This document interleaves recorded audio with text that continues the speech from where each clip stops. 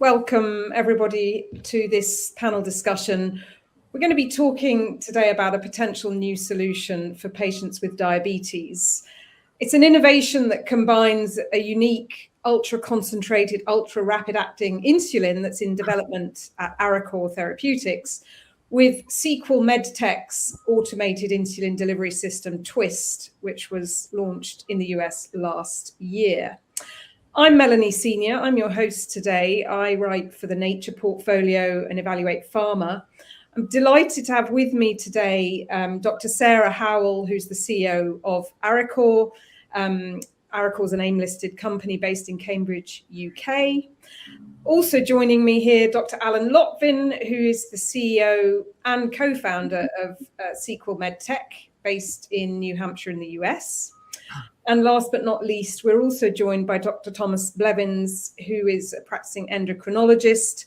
He's based in Austin, Texas, and also founder of the Texas Diabetes and Endocrinology Treatment Center.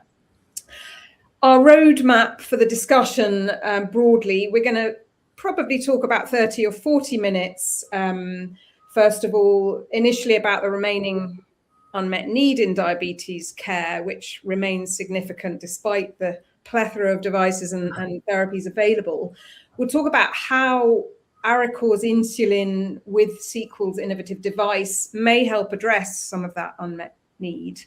We'll also detail the collaboration between those two companies, which was signed last September, and look at the forthcoming milestones from that deal and that partnership.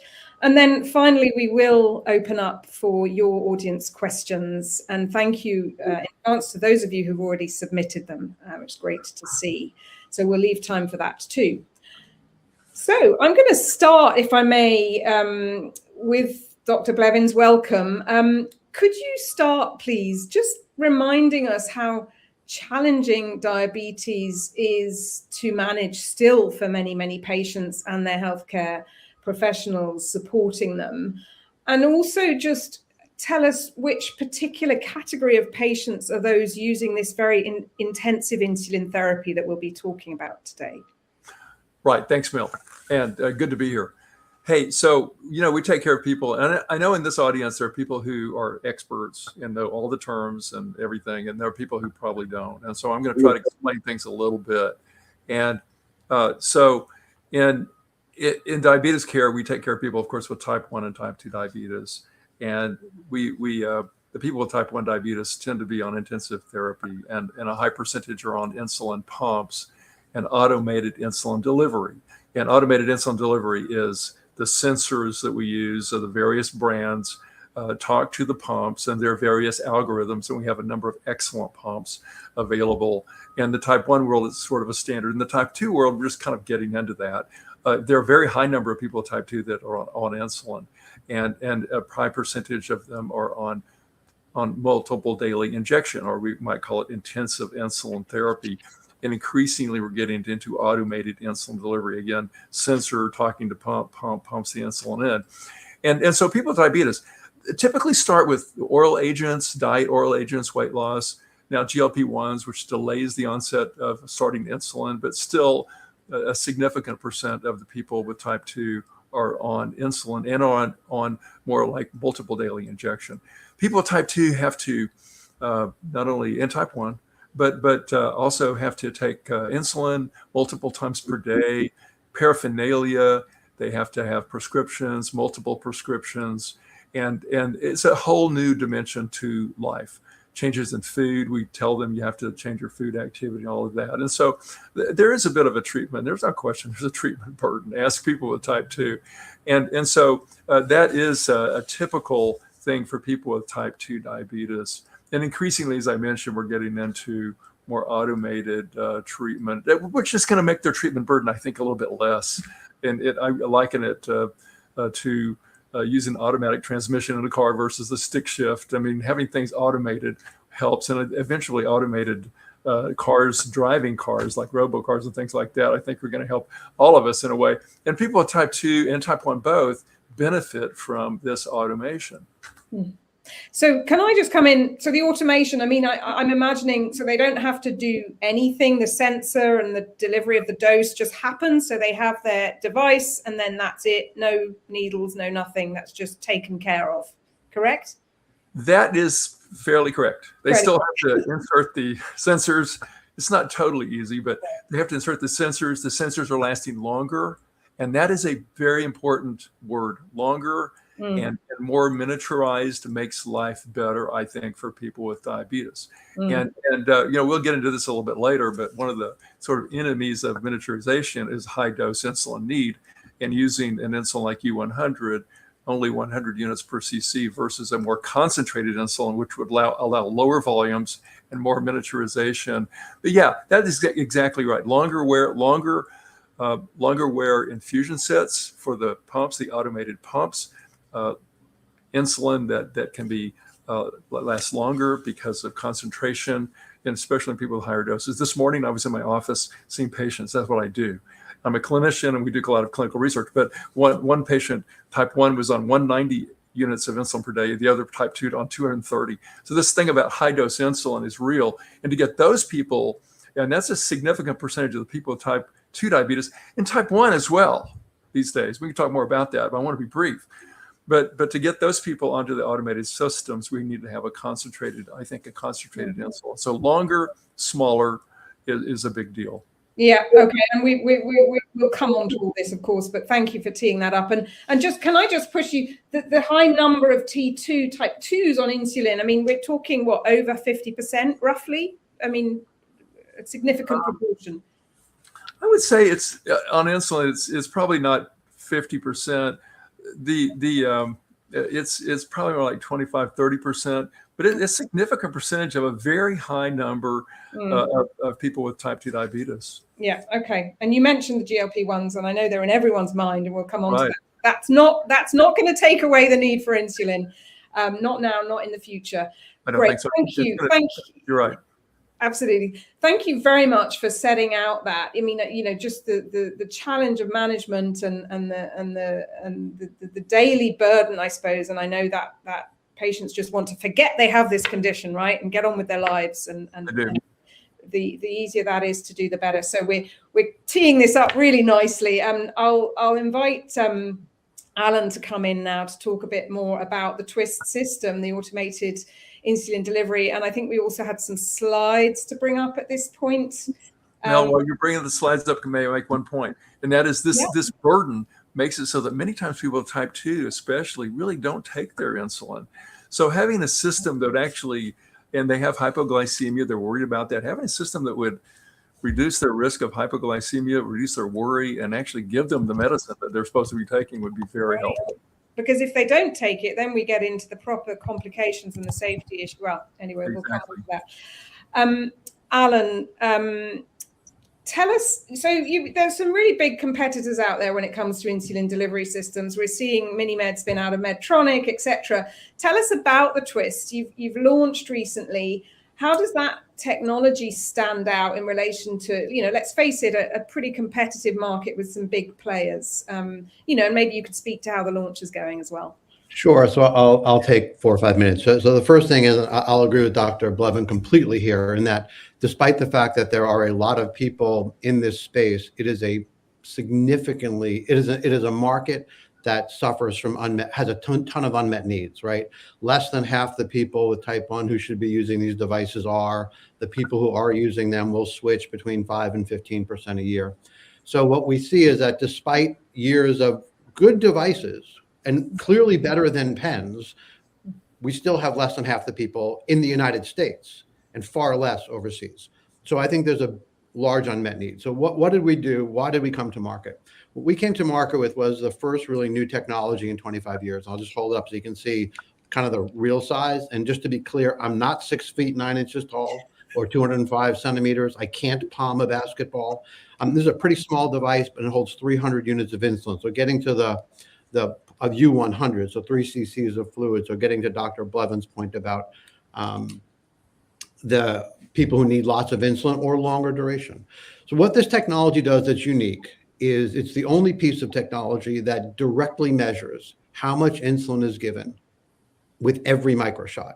And we measure that to 50 billionths of a liter of accuracy. Why is that important? Well, two reasons. One, with respect to AT278, if you're giving 5x concentrated insulin, you really want to know how much you've given, right? And you want to be sure that it's consistent and reliable. Number two is you're feeding more accurate information into the algorithm, right? You're telling the algorithm, this is how much insulin I have on board exactly, or plus or minus 5% at a 50 billionths of a liter level of accuracy. There are other advantages that we don't need to go into for time. We've also built this device on completely modern architecture, which is why we're able to do things like CGM integration relatively quickly. And we have some other really interesting integrations like the Apple Watch that were relatively straightforward because we're dealing with literally 21st century technology. That turns into really the opportunity for people to personalize their experience, right? So number one, this is small, it's lightweight, you can wear it on your body, you can stick it in your pocket, you can move it around without losing insulin, without losing anything. Like I said, smallest form factor that still holds 300 units.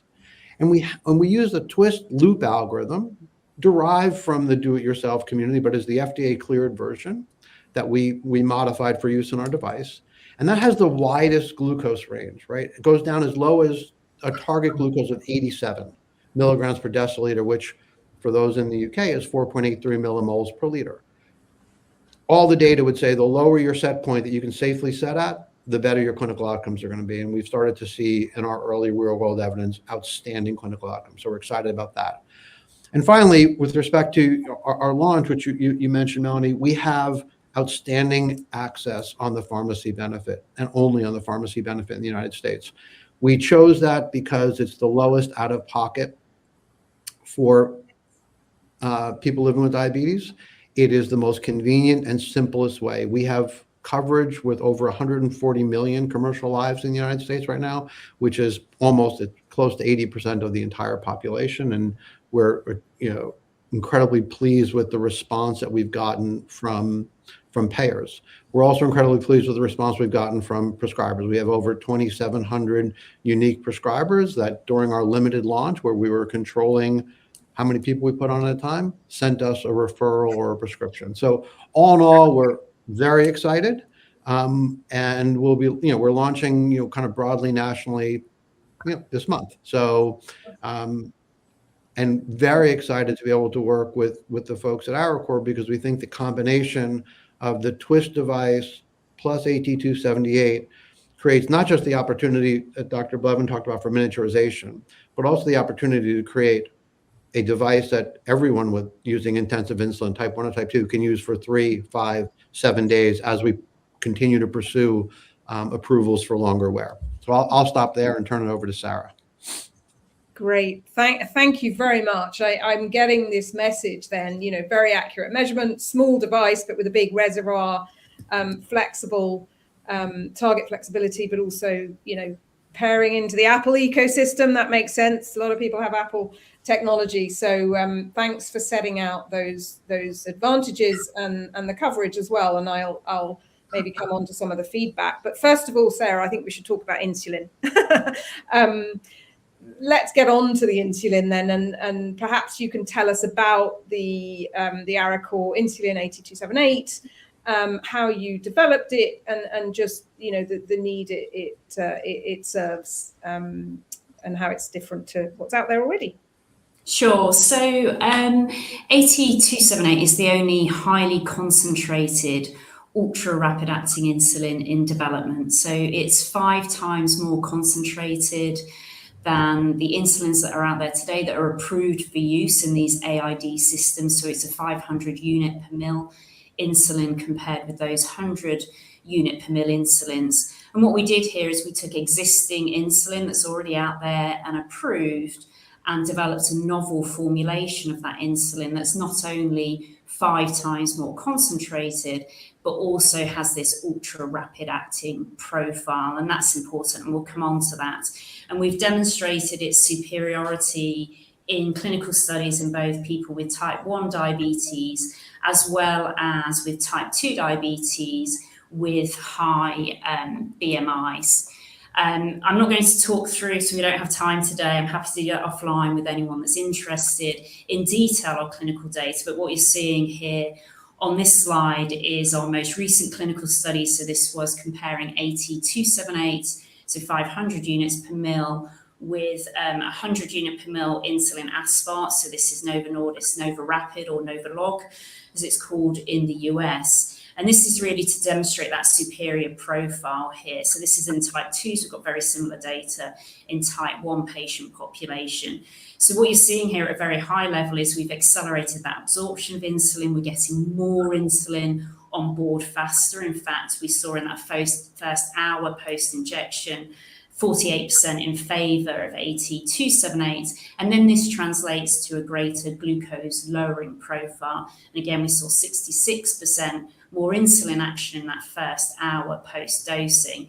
And the reason why this is quite remarkable here is if you don't do anything special with insulin, if you simply just concentrate it up 5 times, then you end up with a blunting of this time action profile. So you see a very long and slow, so slower absorption of insulin, and that converts to a slower and more depressed glucose lowering profile, which means it wouldn't be a good insulin then for use in an AID system. We need fast insulins to be able to control precisely, and I'm sure Dr. Blevins will talk about this in more detail, blood glucose and time in range to improve those outcomes for patients. And that's what we've achieved with AT278. Great. And just for my benefit here as well, Sarah, the highly concentrated, highly rapid acting, I mean, immediately I think of, well, is there an increased risk of hypoglycemia? So just remind us of why that precision and the dosing kind of reduces or minimizes that risk. Yeah, so we're very much looking at this as a insulin for use in AID systems, because we identified some really key, and Alan has spoken about this, and to a certain extent Dr. Blevins, there's some key patient unmet needs here. We know it's undisputed that people do better using an AID system versus MDI, so multiple daily injection. Alan talked about the fact that even in the US, where the uptake is highest, you've still got less than 50% of people with type 1 diabetes using an AID system, and less than 10%, we think it's around 5% of people with type 2. So, you know, why is that here? And this is around burden, reducing burden, and how do we improve those controls here? So with a really concentrated insulin that's also rapid acting, you can move more people over to AID systems, more people can get to 3-day wear. And then if we take the accuracy and precision of dosing that Alan's talked about with the Twist device, we can then be really sure about that safety.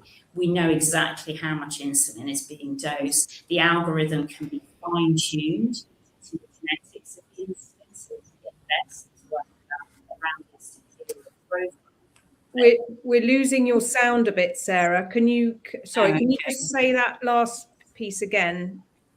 I'm not sure where you left me. Just a couple of sentences ago, just a couple of sentences. Oh, okay. Yeah, so I was talking about the fact of if we couple AT278 with its superior kinetics with then a AID system which has that precision and accuracy and safety, we can then fine-tune the algorithms. Yeah. And it's the algorithm which is deciding how much insulin is needed relative to those blood glucose readings there. And if we can fine-tune that, not only can we get the best out of the fast-acting and superior kinetics, we can also really tightly control that time in range. And that's really then tightly controlling those hyperglycemic events as well as those hypo events. Well, I understand. So there really is this perfect marriage between the accuracy side on Alan's device and the characteristics, PK characteristics of your insulin. And can I come back to, even in the US, less than 50% of patients are using automated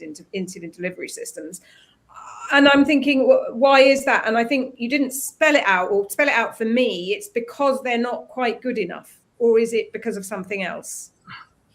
So maybe I'll talk a little bit, but I think Alan as well, you should talk about this as well. I'll talk about it in relation to the insulin. AID systems that are out there today, they're great systems. There's no doubt about it. That technology has advanced significantly. So we're really looking at now, how can we get even better? How can we lower the burden for people living with diabetes and transition more people across to their use? And from an insulin perspective, one really key obvious area is, and Dr. Blevins talked about this, of the 4 million people, around 4 million people in the US that are on intensive insulin therapy, around 1 million of those are on more than 100 units of insulin a day. So with current AID systems holding up to a maximum of 300 units, they can't get to 3-day wear today. So, never mind that longer wear, future miniaturization. So if we can make the AID systems practical for use and lower that burden for that 1 million people that are on more than 100 units a day, we can increase that accessibility and hopefully increase the number of people using AID systems. Alan, or do you want to come in on anything on that to add? Or I'll make a very quick comment, and then I'm going to turn over to the true expert, which is the comment I'd make is that you asked the question, why is that? And the answer is there isn't a single answer. These are a group of diverse, heterogeneous patients who all have different reasons for why they've made the treatment decisions that they've made. It's clear that AID systems improve the clinical outcome. So if people are choosing not to, it's a very personal reason. Some of it has to do with cost. Some of it has to do with usability. Some of it has to do with, the one thing I've heard from a lot of people who are still using pens is when I inject myself, I know for sure that I have insulin on board and I'm not going to end up in DKA or hyperglycemic comas. But I'll turn it over to Tom for his much more informed view. Oh no, your views are very informed. And a couple comments. And one is, well, we're in the dawn of a new era when it comes to type 2 and AID, because there are now 3 companies that have gotten approval and for type 2. That's recent, really recent. And the Twist is undergoing studies currently to get approved for type 2. So we're just getting there, and we have a lot to learn. And to put that thing into perspective about the number of units and those 2 patients I described this morning, with U100, if they're using a 3 cc cartridge and a pump, if a person's on 200 units a day, they're going to have to change that cartridge out and the whole thing out every day or day and a half. And that is not practical. That is not prolonged. That's not convenient. And so the real next level or next sort of kind of barrier to get through is to get an insulin that we can use that allows people to wear for 3 days at least, or 7 days. And we have one company that has a 7-day wear infusion set. Another will have one very soon. Excellent. But if you have an insulin, now you can change the cartridge out and not the infusion set. But if you have an insulin that you have to, to use at high consumption, U100, with these high insulin users, then they're going to have to change this whole set out repeatedly, really frequently. So we really need a concentrated insulin. In a sense, I mean, I love insulin, one of my favorite hormones. But U100 is sort of the enemy of the prolonged use of the AID systems. And so we do have a U500 currently, that, and it has a peak. What's really neat, Sarah, is your PKPD, because you're looking at U500 that looks better than U100 aspart. And it's U500. And it gets in quickly, peaks quickly, gets out quickly.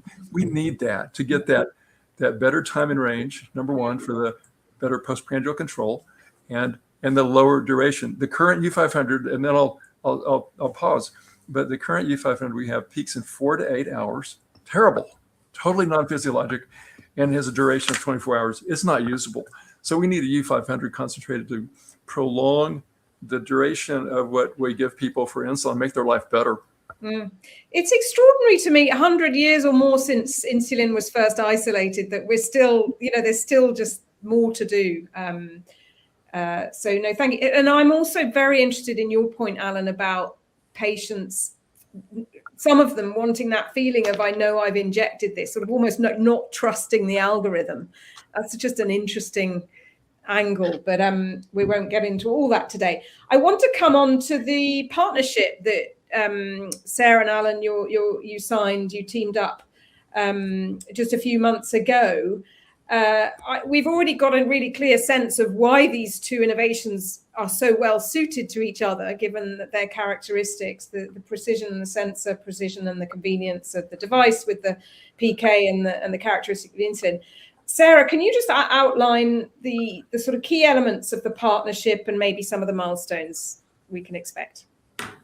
Sure. So I think, Melanie, as you mentioned at the beginning, we entered into a partnership. So it's a co-development partnership in September of last year. And that's the initial partnership essentially here to undertake all of the activities that we need to do for a phase 2 clinical study of AT278 in the Twist aid system here. So it's really so that we can get going on that and take all of that off the critical path. So we're co-funding those phase 2 enable activities under that agreement. We've been to the FDA together, had a really successful meeting there and positive feedback on a pretty innovative phase 2 clinical study design there as well, where we'll be using time in range as our primary endpoint. So the teams are busy getting on with that currently, and we're working together now on a broader, more strategic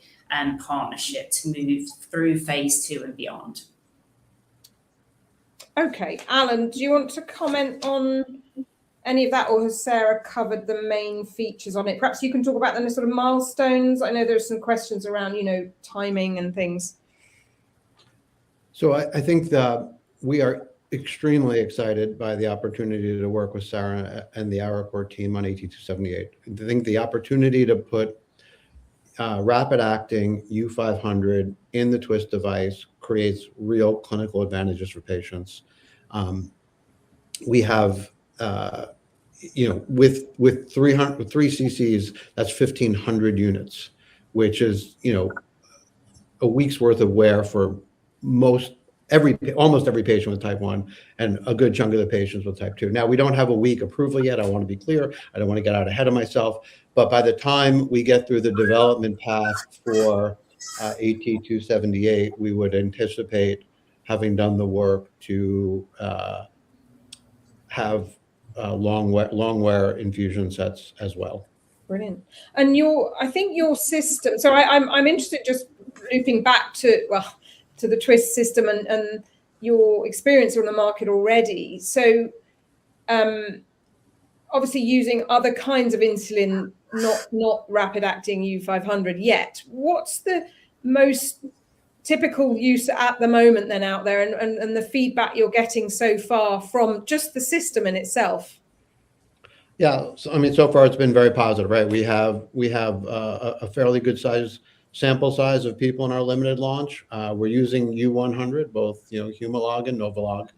We're seeing time in range that we've reported in abstract form at 75.6% of time people are time in range. We've demonstrated that, again, in abstract form, when we alarm for an occlusion, people's glucose is 153, and while it's rising quickly in the half hour before that, it starts coming down right after that. So we think that's a contributor. And again, when I mentioned that we can measure precisely how much insulin we give with each microshot, well, obviously if I measure it and it's 0, I know that there's an occlusion. And everyone using these devices gets occlusion. It's the nature of insulin forming fibrils under the skin. It's the nature of Teflon catheters. So, that form the infusion sets. So this is an opportunity to create confidence for people that they're receiving insulin when we tell them they're receiving insulin.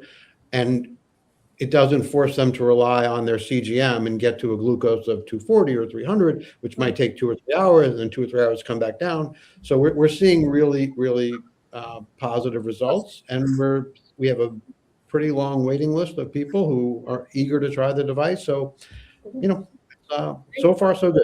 As I said to my team, I'm sure we're going to run into bumps in the road. I mean, We have a lot of very good, very experienced competitors who spent 10 years or more optimizing systems, and we're still new, but we're moving really quickly. Great. No, great to have innovators in. I just be clear, this is type 1 cleared. These are type 1 patients primarily for now? Yes, we have a clearance for type 1. We've completed our type 2 trial. We would anticipate collecting all that data and submitting at the end of the first quarter or so, and having a, presumably, assuming everything goes the way we expect, having a clearance in the beginning of the second half of 2026 for type 2 with twist. Brilliant. And then Sarah, coming back to you, that sort of dovetails with the time frame for the partnership. The plan to start the phase 2 clinical study with the marriage of the two products would be the end of next year then, and sort of in line. Yeah, I mean, as I said, we're working on all of the activities that are needed to get into that clinical study. We've had positive feedback from the FDA, so we'd be targeting second half of this year to be in a position to initiate that clinical study. Brilliant, very exciting. I want to come back to you, Dr. Blevins, if I may, after this, and obviously, if come in as and when you like as well. So let's be optimistic. Let's say this all goes to plan and this combination does arrive. How much of a difference would that make to the lives of some of your patients? And maybe you can describe a sort of typical day now and what's involved in a typical day or week in the future with the whatever it'll be called, the twist Arecor combination. Yeah, I think it's going to help. I think it's going to make it, if everything follows through and happens. And I think it's going to make it so that they have to fool with the machinery and the paraphernalia less. And that is going to help not only compliance, but we know that the machine is going to work for them. I always tell people, you got a machine working for you while you're sleeping to keep you from getting low and to keep you from getting high during the day. And of course, we'd like to see evolutions in this automation and something that would actually handle meals spontaneously. That's still kind of in the works. But even if people have to announce meals, it's going to really help. And again, the enemy of prolongation is an insulin that's too dilute, that has to be changed out too often. And the concentrated insulin is really going to help. I hope it's not lost on the audience when I mention those two patients who I did see this morning. It's not unusual in an endocrine practice to see people on high dose insulin, type 1, type 2. Remember, type 2s don't have a lock on overweight and insulin resistance. Type 1s have it too. But those two patients would have to change the whole system out, their infusion set out every day or day and a half. With the U500, as Alan pointed out, they could go on. That's 3 cc's is 1,500 units. And both of those patients could go for a full week with the appropriate pump that worked, and they'd get better control, probably better time and range. And because they have a pump working for them all the time, they have an automated system. So I think patients will really like it, and it will make life better and let them not think as much about diabetes. And I could go on and on about that, but people tell me every day they have to think too much about having to extra bolus, change everything out. And it's a challenge.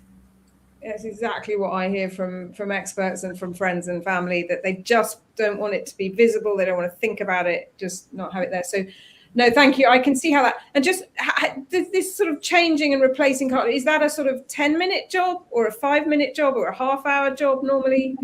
Give us a sense of that. I could say yes to all of those. It just all depends. It's a pain. Okay. And it's, the people with diabetes do so well. They have to take on this whole new dimension to life, and they do it.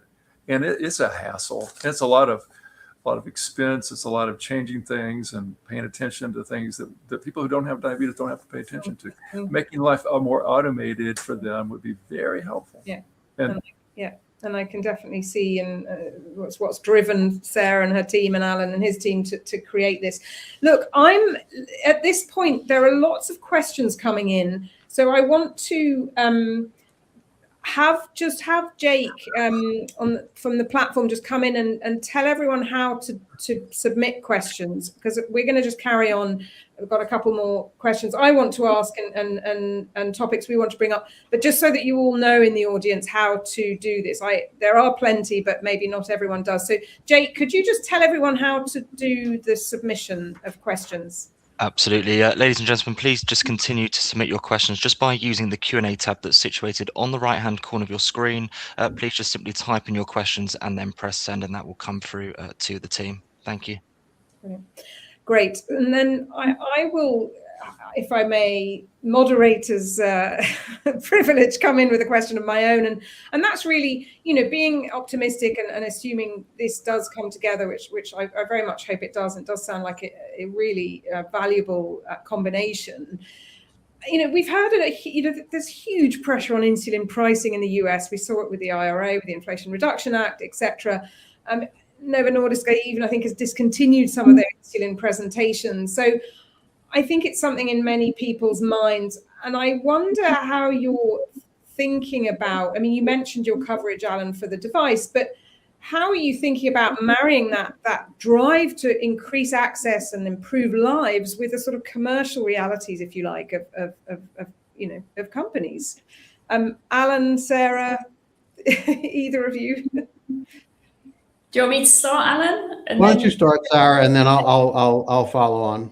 Exactly. It's a really great question, and partly that is, I'd answer that from the 8278 perspective, is that we're taking existing insulin here. This isn't a novel insulin, so we don't have those both significant risk in terms of efficacy and development, but also the costs related to that. So this is an insulin that's already available at scale. We've developed a novel formulation of that. So we're not adding a, cost burden here, or a cost of goods burden, which is really important. But we'll be able to use that, and with using our technology to significantly improve it, as we've talked about, so highly concentrated and that superior rapid acting profile. But we're not bringing cost into that system as well. And what I would say is a general point here, this is around improving outcomes for people with diabetes. It's lowering burden, but also with that fast profile, the algorithms, the technology, marrying them up with aid to improve those outcomes. If we improve the health of people with diabetes, we reduce the cost and the cost burden for those individuals, both for themselves and payers, but also for healthcare systems as well. Alan?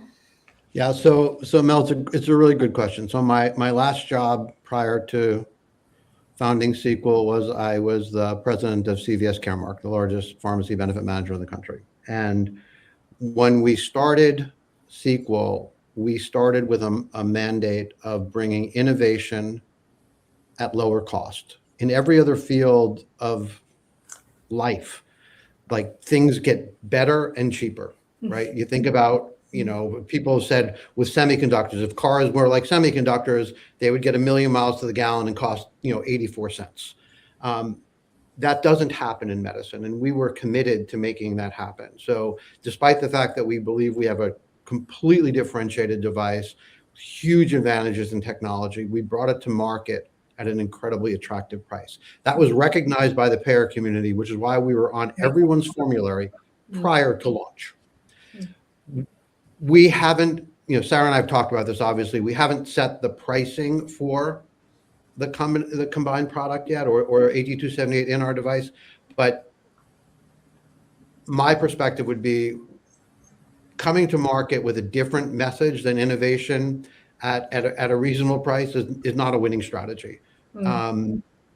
Because if you have a better product and you have a lower price, it is a no-brainer to get coverage. If you have a better product and it's a much higher price, you really have to start proving the advantages. And so, given the size of the market, given everything that Sarah mentioned about the economics of the development, we believe, and we have a lot more work to do, but we believe that we'll be able to bring this to market at an extremely competitive price. And so refreshing to hear. I appreciate that. But again, create the better outcomes without, massively increasing spend in the country. Yeah, and there are 90 million people per your figures, Dr. Blevins, on insulin globally. So you're right about the market. Right. Okay, so the audience I know has been very patient, so I'm going to come to some of the questions, and actually a nice segue actually, because there's a question about the market size, the potential number of patients in the US that need intensive insulin therapy. Roughly, what does that equate to in relation to potential market value? Does anyone have that? I've got a few overall market figures, but in terms of intensive insulin, any ballpark? Yeah, I can take that. So, from an insulin perspective, so as we spoke about earlier, in the US, there's around 4 million people with diabetes that are on intensive insulin therapy. And if we think about what we've spoken about today, we'd look at the first adopters here as being in two patient segments where we've got the highest unmet need here for an 80278 sort of aid twist device combination here. So you've got that 1 million, around 1 million people that need more than 100 units a day. So these are the people that are not getting even to 3-day wear today because of that constraint on the 300cc with 100 unit per mil insulin. So, there, if we can bring a concentrated rapid acting insulin to market and an AID, that they can access AID systems. So you've got, potentially 1 million more people that can move across to AID. And then you've got people that are already on pumps, right? So they're already on pumps, or they're thinking about it, they're close, nearly pumpers, they tend to be called there. So for them, benefits here could be longer wear time without running out of insulin, but also with a superior profile here, innovation on the algorithm side, of course, within the aid system, and being more aggressive with that algorithm to improve time in range without the patient having to do anything. This is done by the system. We talked about cars, automation here. They're able there to benefit from a tuned algorithm, faster insulin. It's doing it for them, getting a better time in range with no additional burden themselves there. And there's around 1 million people in the US currently using pumps and AID systems. So that's half of the 4 million patient population.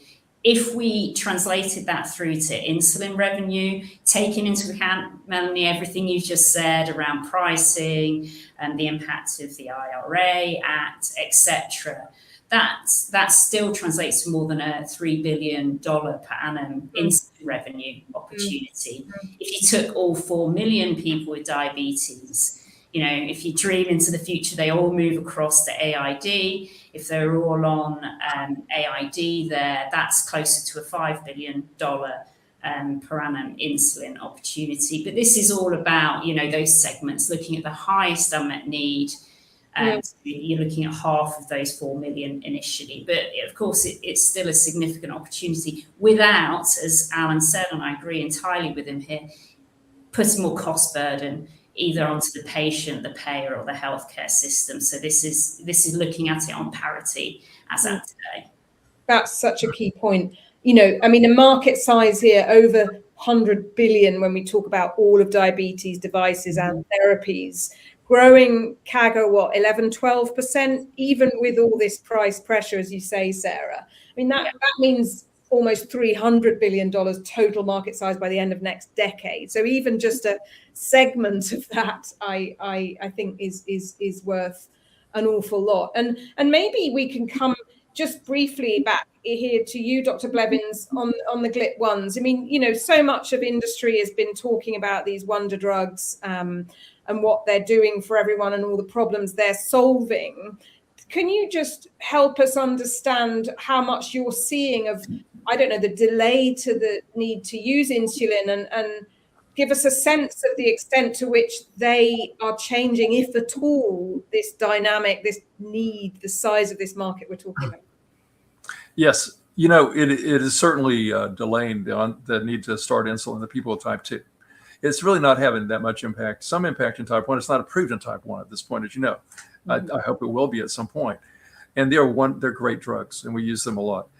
And there are a significant, everyone should know, and any clinician out there knows, there are a significant number of people who can't tolerate those and who just can't continue or won't continue, and over time. So it's not like everybody with type 2 is going to be on a GLP-1. They're not.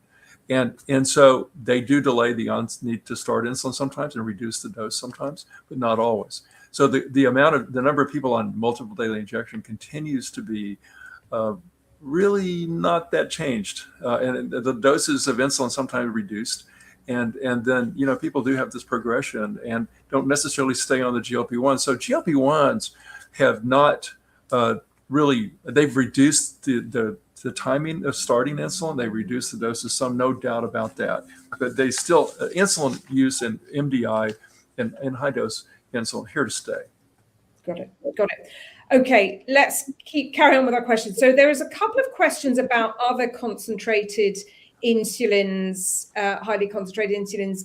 One saying what else is being developed, and another specifically asking about Humulin, which I think you alluded to, or maybe you didn't, Sarah, and why that can't be used to bring the same benefits to something like Alan's Twist device as the Arecor insulin can be. So perhaps you can take them both, Sarah, the sort of what else is in development, and then specifically Humulin U500. Sure. So on the first one, I'll answer that really quickly. There is no clinical data out there, certainly that we're aware of any highly concentrated, so a 500 unit per mil, ultra rapid acting insulin. The reason for that is it's actually really hard.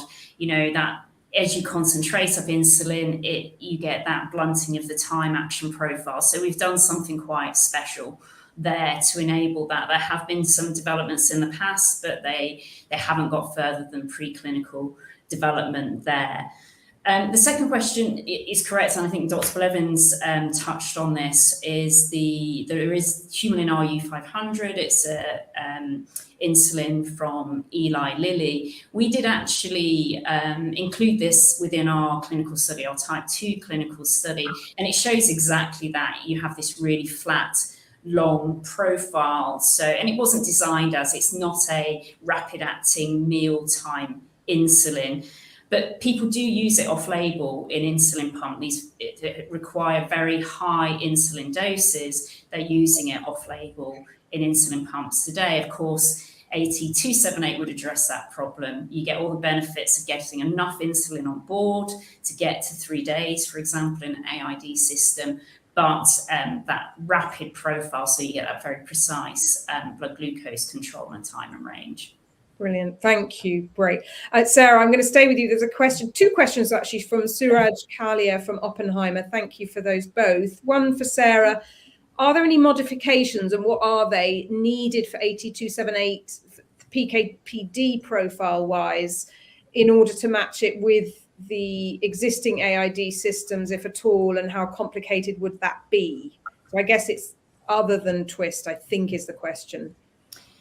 Yeah, it's actually probably the other way round, actually. Thanks for the question. So in terms of the PK/PD profile for AT278, that's fixed. We've shown that clinically in type 1s and type 2s, and that's superiority actually compared to the 100 unit per mil insulins available today. But there is that opportunity to fine tune with the aid system. So this is more on the technology side, so more sitting in Alan's area, actually, that we can, fine tune that algorithm to match the kinetics of AT278 to get the best out of its fast absorption and greater glucose lowering profile. Okay, to improve that time and range. You could do nothing, by the way. You could use existing algorithms. AT278 will work. It does work with existing algorithms there. But if we really want to get the best and see those improvements translated into outcomes for patients, then we do that by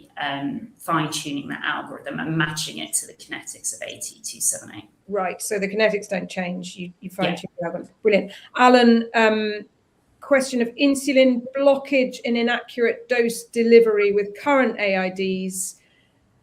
Blah, blah, blah. Walk us through Twist mechanism of delivery and how you'll compare relative to these other things, I guess, in terms of minimizing inaccuracy? So the way the system works, and I'll try to be quick, is it directly measures the volume delivered. And the way we directly measure volume delivered is, I'm sure everyone here has either blown across a Coke bottle or a beer bottle, made a noise, drank a little bit, made another noise, and it was deeper. The physics of that is remarkable. It's complicated.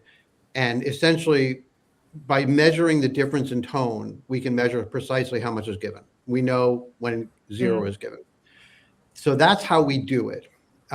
Because we measure exactly how much we gave, we know exactly how much to, let's just say you wanted to give, you'd never give this much, but make the math easy, 1 unit per minute. I give a dose, I measure it, it's 0.98 for all sorts of reasons, right? There's compliance. Okay, great. Instead of waiting a full minute for the next dose, I give it 2% sooner. So very quickly, the trumpet curves, asymptotically approach your desired number. So that's how we do it. The second part is we don't rely on building up a pressure head to notify people for occlusion, right? If we give 0, we know it's occluded. The 2 things that we did, there was a paper that was published in the IEEE journal that was done by an engineers. They clamped all the devices, ran it at a basal rate of 0.3 units an hour and said, when does it alarm? The Twist system alarms at 1 hour. Other systems alarm between 4 and 23 hours. 4 to 23 hours of no insulin overnight, your glucose is not where you want it to be. That's published in the IEEE journal. The other question is, like, is this a big deal clinically? And Dr. Blevins is probably better suited for me than me. I'll give you 2 pieces of data, though. Anecdotally, from survey data, we've learned that pretty much once a month, everyone with diabetes has unexplained hyperglycemia. And they got to say, is it my pump? Is it my set? Did I do something wrong? In 2021 and 2022, there was a paper published looking at the incidence of pump-related hyperglycemia that was reported to the FDA that resulted in either ICU admissions or death. And for a 19-month period in 2019, overlapping with COVID, 745 people in the United States were admitted to an ICU or died for pump-related severe adverse events and were reported to the FDA. Now, not everything has to be reported to the FDA. And I want to emphasize, these devices are safe and they're still better than injections on every level, every device. And the people who come before us have done a fantastic job of building the market. But there's another bar that we've been able to bring to bear in terms of making these devices even better. And so we think this is an important part. We hear from people with MDI that they want to be sure that they're getting insulin. But again, the onus is on us to do the clinical trials, which we're doing, to prove that there's a real clinical benefit here. And thus far, we've been very happy with it. Great. No, thank you. I'm going to rattle through because I want to make sure we get through these in the last 10 minutes or so. We sort of alluded to this, but we weren't explicit. Does the combination of Twist and AT278 permit a wear time of a week plus? Dr. Blevins, or who can take that? We were sort of at a week, were we? Yeah, let me just grab that quickly because it's not a question. The insulin is the insulin. It's 500 units. It's 1,500 units in a 3cc cartridge. And Dr. Blevins very articulately said how much people need. The rate limiting step there is getting the approval for a long wear infusion set. That's all. That's the only and for a week use of the cassette in our device. That's work that we're doing and taking on. So our intent would be by the time we get to the clear at AT278 in end of 2027, beginning of 2028, we would have that work already done. Great. So Frank, the answer to your question is hopefully yes. In theory, if it all goes to plan. That was a much better answer than mine. Thank you, Melanie. I was going to say, just to add to that, Melanie, that means, because it's 1,500 units and a 3 ml cartridge, that means it's almost everybody, because if you're on 200, even up to 200 units a day, which is a high insulin user, you're going to get to 7 days. Yeah, got it. And Alan, I think you just said this, but again, if everything went smoothly, let's keep that caveat in place. What would be the earliest we could expect commercialization of a combined pump with AT278 launch? Say it again. Again, I think Sarah and I have talked Yeah, about do you want me to say 2028. that? Yeah, so we've mapped out that development and regulatory pathway. Obviously, we've got a good handle on phase 2 after the feedback from the FDA. We're assuming a pretty traditional phase 2, then phase 3 clinical study. We'll be looking to innovate there as well as much as we can. But if we assume that pathway that we do phase 2 break, then phase 3, you're looking at being in a position to file for approval in early 2030. Oh, Okay. so I was wrong. I'm sorry. I was way off. That's why you let the experts answer the question and not me.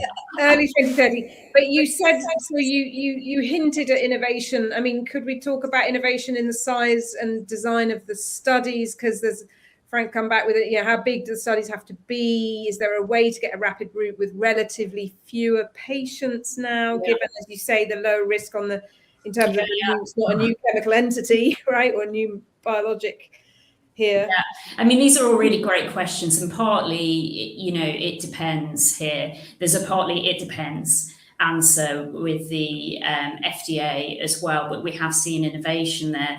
What we're assuming at the moment is that phase 2, well, we know because we've been to the FDA, the phase 2 clinical study will be around 90 patients. It's less than 100 patients there. Phase 3 will be less than 500 patients. So we're not looking at huge studies because remember the safety and efficacy of insulin is already known there. And I think then the question becomes, can we innovate any further around that? Can we do an adaptive design, go from phase 2 straight into phase 3? Do we really need that many patients here? If we're demonstrating, can we use time and range again in phase 3? There's a huge number of questions there, but until we go and get that formal feedback, which we can only do at certain times, we won't know for sure. So that time frame I've just given is assuming a traditional no further innovation in that regulatory development timeline. Of course, we'll be looking together to we want to bring this to patients as soon as we can. And of course, I mean, the FDA is not a fixed entity either right now. There's a lot of change going on there. And also what we've seen with biosimilars, you could see some of that feed through into efficient development of similar biological entities. Exactly. Yeah. Okay, fantastic. A question for you, Alan. Undetected occlusion. What happens? He acknowledges that should be less likely with twist. Are there any data on how frequently this happens? I'm sorry if you already talked about occlusions. Did you want to say anything else about data-wise? No, I mean, I think we would just say with twist there generally aren't undetected occlusions because we'll let you know in an hour, right? So, and what happens is depends on what the cause is, right? Sometimes you have to change the site. Sometimes you just have to roll over, right? Just like sometimes it's just the way the person's laying against their site. So there's not a single answer there. And when you say within an hour, I mean, you test these things and that's the maximum time this thing takes when you force occlusion tests on it. There's two things that we've done. So when we did this clamp study, it was basically the average alarm was at 1 hour. In our IFU, I think the exact time at basal insulin is 64 minutes or something. So this is an FDA requirement for reporting in the IFU of when you do and don't alarm. Okay. And brilliant timing, isn't it? Look at this. I've got just a final question from Edward. Given that the insulin is 5 times as concentrated, does that create additional device challenges? Or is the twist device more or less fit for purpose as is? E.g., will the reservoir remain at 3 mils and the pump battery, will that need to be amended or will it need to last longer than it does? Yeah, so all good questions. So essentially the device as it stands is sort of perfectly adequate and perfectly suited for the use of AT278. We would change the algorithm just to divide, you have to divide the amount of insulin, the amount of volume you give, which takes care of some of the battery problem, right? Because if the battery has a buffer, but if you're firing 1/5 as often, it's that easy. Right. I think that the biggest challenge that we see has nothing to do with the twist device, but it has to do with making sure that people don't accidentally put U500 in a U100 device. Many times there may be people in families who are using, some who may be using U100, some who may be using U500. And in some of the conversations that we've had with the regulatory authorities, like demonstrating the ability to, with a great U500 that's got great pharmacokinetics out in the wild, with a lot of it, hopefully a lot of it out in the wild, we want to be sure that we're protecting people from therapeutic misadventures associated with putting the wrong insulin in the wrong device. So that requires a little bit of work. We have an approach, but the device is pretty much as it stands. We can make the bigger or smaller as we choose, by the way. I'm thinking of putting petrol in the diesel car or vice versa, whichever one it is that doesn't do well for the car. Neither one does well. Look, we've reached our hour. This has been absolutely fascinating. I want to allow you all, and Dr. Blevins first, just a final, very short remark, either of excitement or promise or whatever, here before we close off. So, Dr. Blevins, you're excited about this innovation, I assume. Yeah, this has been really fun to talk about this. I've learned quite a bit myself.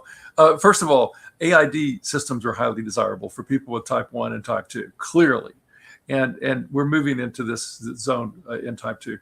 The Arecor U500 has very nice PK/PD. You saw it. I won't go into it any further.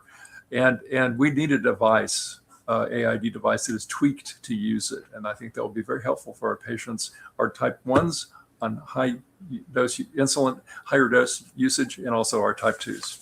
Fantastic. Sarah, final words? Yeah, I mean, obviously we're really excited about it. I think there's a real opportunity here to reduce burden, improve outcomes, and importantly, increase access so more people with diabetes can use AID systems. And we know that will improve outcomes there. So, and on a practical level, we're already working busily together, looking forward to being in a position to enter into that phase 2 clinical study later this year. Fantastic. Alan? So I'll just be very quick. We are focused on access. We're focused on expanding the utility of these devices.